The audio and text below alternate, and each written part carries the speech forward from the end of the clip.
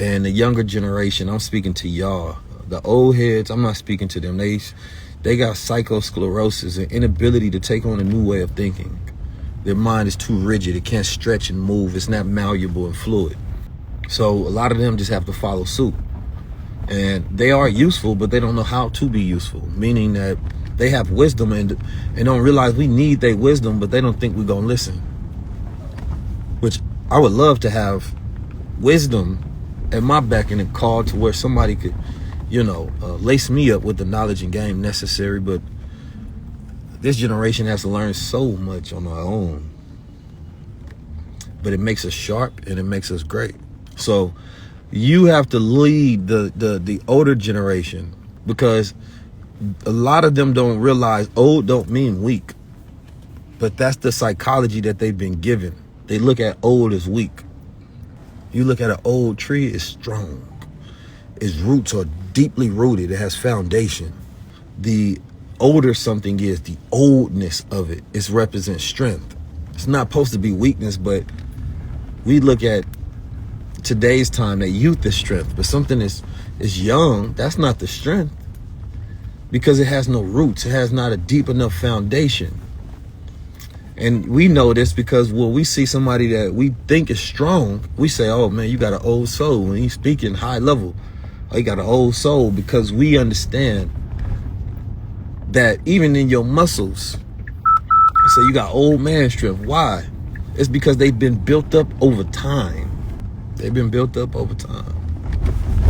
They asked me during the interview, who are the leaders of this time? And I refuse to answer, because I think that we all are. I think that when you just point to people, all it does is create the ability for people to try to break those people down. He said this person leader, this person, why they ain't mention me? And it just creates fragmentation and jealousy. So I'm not doing that. It's always good to shout people out. But I know the way that we operate in today's time is that we got such an attitude that anybody who steps up, we look for ways to tear them down. We look for holes in their record, background, what their flaws are, imperfections. As if we can't have an imperfect leader that actually takes us to that next level. We'll never find a perfect leader. We'll never. There's always going to be some flaws, always going to be something you don't know. And you have to be willing to accept that. See, white America understands that. They're willing to accept all the flaws, as long as you're beneficial to the progress. The mission statement today is to live your vision. What you think is the future? Whatever you think the future is what the future is. But yeah, look at Donald Trump. He's a perfect example of them. Donald Trump is a puppet. You think he got real power? Man, they control and run the hell out of Donald Trump. They tell him what to do. He ain't telling them what to do. You think he telling Netanyahu what to do? Lost your mind. He's just the perfect person in position to get the people to rally behind. You ain't gotta listen to me. Y'all go fall in love with these personalities and get ingratiated by loving these people. Musk is the Doge. He's the technocrat that they put into position to get things done. None of these guys have complete autonomy and power. And if you think you looking at the power structure, the people that's out front, that's not how the game goes. It never will go like that. They won't show you the true power, because true power is in the anonymity. I wish I can just disappear and be in behind the scenes. I don't even want to be in front of the scenes no more.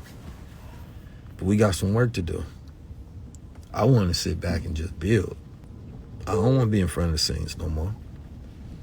I do this because it's necessary. But eventually I'm going to disappear out from in front of the scenes and just focus on building and building and building and building and building. So I want people to understand that this popularity is almost a sacrifice in a way, because this is not the most effective way to do it. I just happen to be in a position where I can utilize community and platform. Nah, I don't need it on the front line. I'm needed as the general behind the scenes, a visionary making the plans. I mean, I'm gonna do what I gotta do, what's necessary for the time that we living in, but we can't keep doing it this way. You must have watched that show. I told me to take off the hat for the fans, not only fans. No, listen, man, my forehead don't get seen. I got a beautiful forehead, but you got to see the sun, moon, and stars. We're cosmic people. We got to have a cosmic consciousness. Cosmic people, a cosmic consciousness. I'm enjoying New York, though. Y'all weather is not the greatest.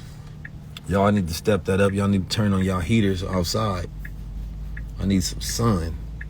I just left California where there was sun. Y'all got me out here freezing. For what? You right. I can't say New York air is clean because